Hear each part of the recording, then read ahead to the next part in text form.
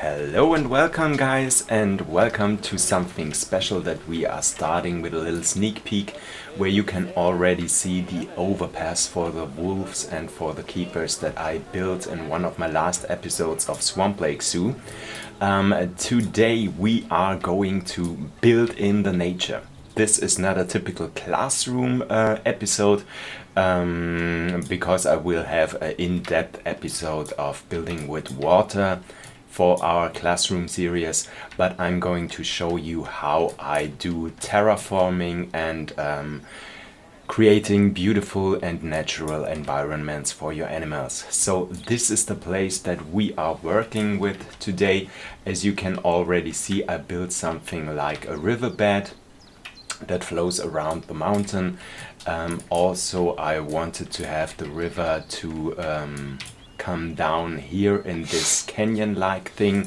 So this is going to be connected through several waterfalls that we are going to build and to put in here. So first things first, you might have seen it already in the first episode of my classroom series where I'm talking in depth about that. I don't want to be this episode too much in depth and too much like school, so I just want to give you some little advice on some things. The first thing you always have to do before building an habitat for your animals is create the landscape. So use the terraforming tools, create rock mountains, hills, create rivers and lakes and ponds and all of that. Paint it with the terrain painting tools, and afterwards put down rocks and trees and so on, and then put down your path system, and then put down the actual barriers for your habitats. That is much easier for you to do, and especially the path system and the barriers won't cause you any problems. So what I'm doing here is I don't use the special effects, but I'm using the fake waterfalls that we got in the aquatic DLC, because it's a little bit easier to build with those. So I'm just putting down those fake waterfalls everywhere where I want to have waterfalls, and build something like a cascade over here at this point, because I wanted the water to come down from the top of the hill right to the ground, so that it's looking just like some kind of staircase.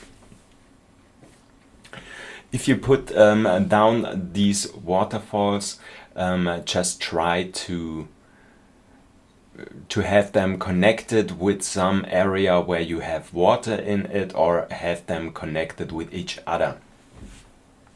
So that would be much easier to make it look a little bit more realistic. I also put down those tiny fake rocks in the riverbed, because that's actually what you might see in nature, in mountains, because the riverbeds of the rivers always are like a little bit rocky and not that muddy. What you also can do, what I have thought about in the last few days, is you can put in more of those rocks and maybe try to vary them in colors, so that you might have different colors of the rocks, because that's what you might see in nature as well. So the next thing you have to do when you put down these fake waterfalls is put down rocks to cover up the sides of the waterfall. You don't have to be that accurate so that everything is in line and straight. Just let it overlap a little bit, and also let it overlap into the water of the waterfalls, because that makes it look more natural. because you won't see a waterfall that is very, very straight. Another point you have to think about, you can also combine those small waterfalls with the bigger ones, but try to start with the smaller ones from the top and go bigger as you go down. Because it's in nature you would see the beginning of the waterfall most of the times is really small, and it gets more wider or broader as you go down the mountain. So that's a thing you have to think about and take care about. Yeah, and the next thing I'm doing is covering everything that I wanted or had the feeling that should be covered in rocks. Yeah, I'm placing down as many of them as possible. When you put down rocks, what I often see, what many beginners do, which is not a bad thing, they put down a lot of the same rocks and put them down in top of each other. But if you take the same rocks and put it always on top of each other, it looks man-made. It doesn't look anything kind of natural. So let them overlap, put them in each other, take different rocks like I do, especially here in the mountains. Just let them peek out only a little bit, so that you can see there is a rock, but you can't see the whole thing. You don't have to see the whole thing, just let it stick out a little bit of the mountain, and it looks so much better. Yeah, that's what I'm doing here.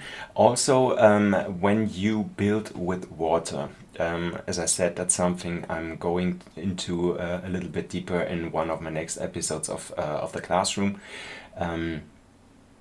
Put some rocks at the side of your lake, of your river, or whatever, that it doesn't look that bland and uninspired. Yeah, and as you can see here, I'm letting those rocks not just cover the sides, but also stick into the waterfall itself a little bit. Especially with those little rocks that you might see here on the left of the third stair that is lying in the waterbed. Yeah, and as you can see, we have a nice huge waterfall that's flowing in cascades down the mountain that we built. Yeah, the next thing you're gonna see is a lot of rock work. Put down a lot of them. If you think you're done, just put down a little more.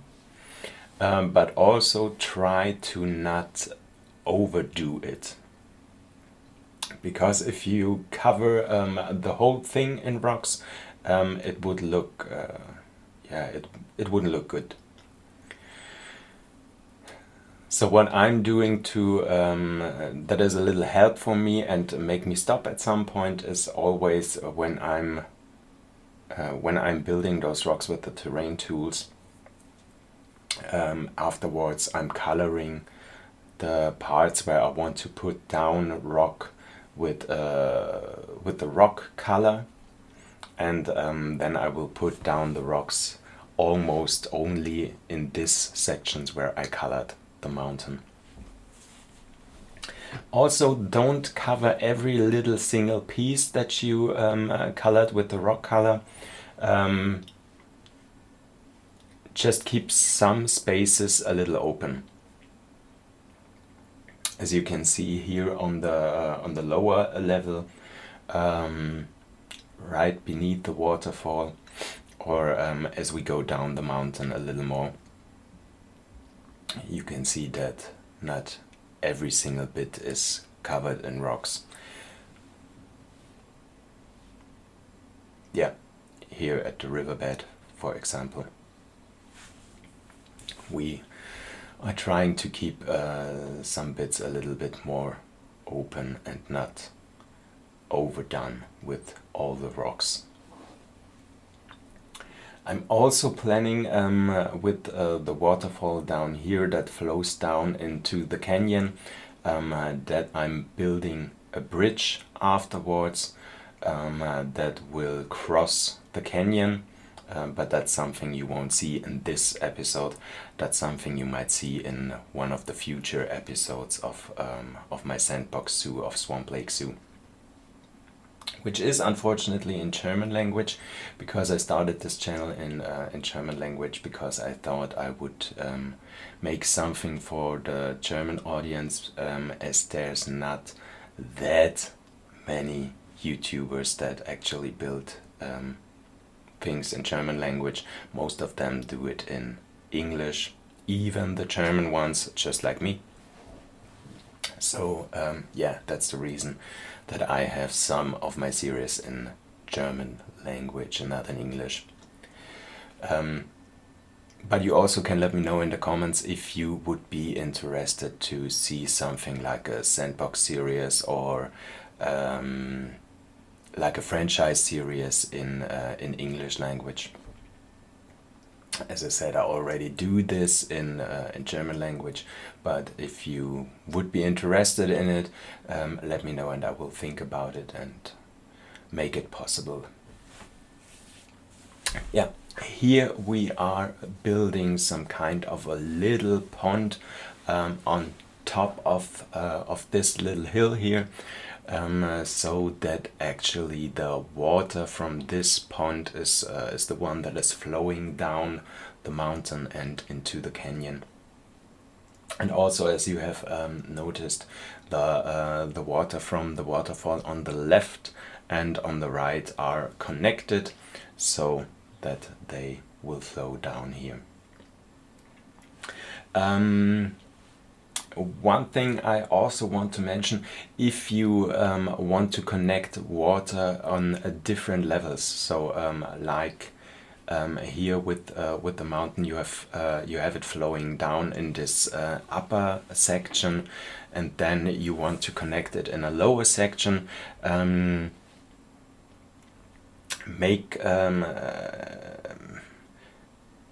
Divide them with those terrain tools, so that you have actually two ponds, the one with a higher water level and the one that is more down the hill with a lower water level, and make just a thin a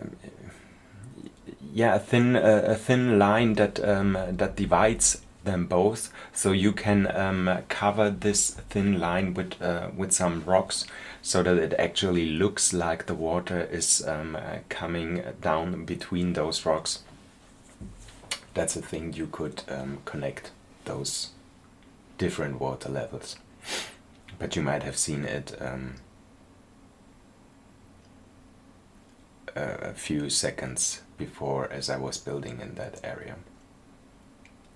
Yeah, and once again, the next thing that I'm always preaching about is, if you put down trees,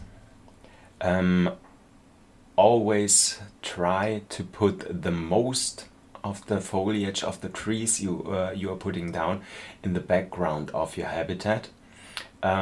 Once that you are covering it up a little bit, so that you won't see